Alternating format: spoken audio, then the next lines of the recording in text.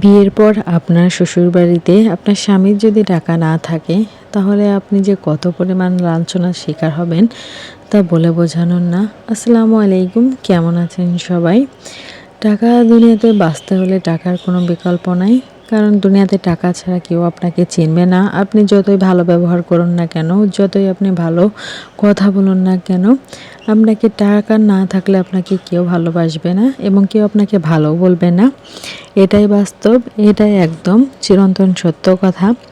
তো যাই হোক, সকালবেলা ঘুম থেকে উঠে আমার বিছানার একদম বাজে অবস্থা।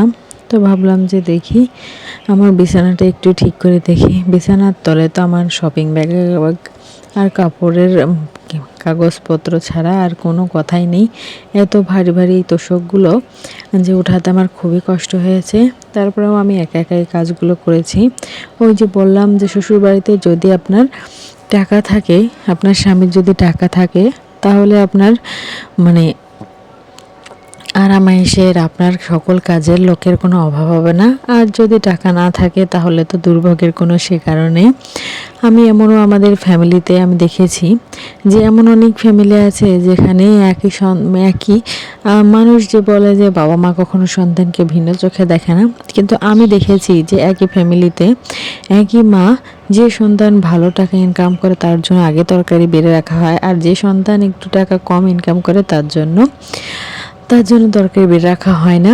মানে সে খাবার চাইলো, পানি চাইলো বা যে কোনো কিছু চাইলো, তখন তাকে কোনো গুরুত্বই দেওয়া হয় না। এটাই হচ্ছে প্রায় প্রত্যেকটা বাড়িরই কালচার। এটা আসলে গ্রামে সম্ভবত সব থেকে বেশি বোঝা যায়।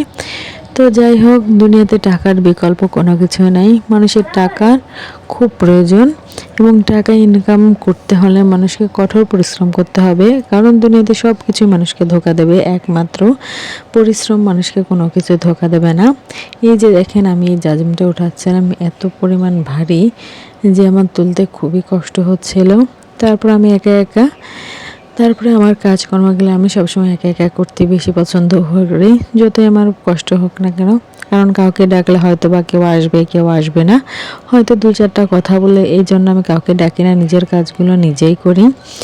আমার হাজব্যান্ড তাই বলে আমাকে যে তুমি এত কাজ কিভাবে করো, তুমি সব কাজই খুব সুন্দরভাবে করতে পারো।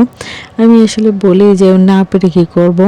অনেকে আছে যে মানুষকে কাজের কথা বললে কেউ করবে, কেউ করবে না। এটাই, আমি যদি হাজার ভালো কথা বলি তাও দোষ, যদি একটু কটু কথা বলি তাহলে তো দোষের কোনো শেষই নেই। যখন বাবার বাড়িতে 17-18 বছর বা সর্বোচ্চ 20 বছর থাকি, তখন একটা আমার কোনো দোষই দেখি না কো, মানে দোষ চোখে পড়েই না। কিন্তু যখনই একটা মেয়ের বিয়ে হয়ে যায়, তারপরে দেখবেন দোষের কোনো শেষই নেই, মানে এটা সেটা, মানে হাজারটা দোষ।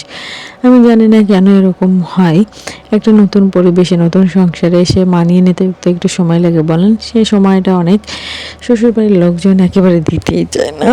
তো যাই হোক, আমি সেগুলো আর না বলি না, কষ্টের কথাগুলো বললে আসলে শেষ হবে না, কারণ কষ্টের কোনো শেষ নেই, সুখের কোনো দিশা নেই, এরকম একটা অবস্থা। তো যাই হোক, আল্লাহ পাক যতদিন যেভাবে রাখে সেভাবেই থাকতে পছন্দ করি। আর হ্যাঁ, একটা কথা বলি, আমার এই ছোট্ট ইউটিউব চ্যানেলটিকে আপনারা প্লিজ সাবস্ক্রাইব করে পাশে থাকবেন এবং আপনাদের এই ছোট্ট বোনটিকে একটু উৎসাহিত করবেন যেন আমি কোনো কাজ সঠিকভাবে করতে পারি এবং আপনাদের সাথে সুন্দর সুন্দর ভিডিওগুলো শেয়ার করতে পারি।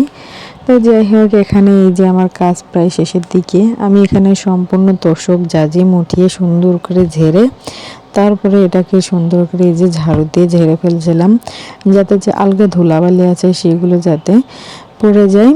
তো এগুলো এই যে ঝেড়ে নিয়েছিলাম, ঝাড়ার পরে এরপর ওপর কাঁথা পারবো, তারপর হচ্ছে আপনার চাদর পারবো, তারপর আমার সম্পূর্ণ কাজ শেষ হবে। এখানে আমার ছেলে এসে খুবই বিরক্ত করছিল, ওকে বললাম যে তুমি ওদিকে থাকো, আমি এই কাজগুলো করি, তারপর তোমাকে নেব। তো যাই হোক, তারপর ওদিকে চলে দুষ্টুমি করছিল। তা আমি এখানে সব কাজকর্ম সেরে এই যে বসে পড়েছি।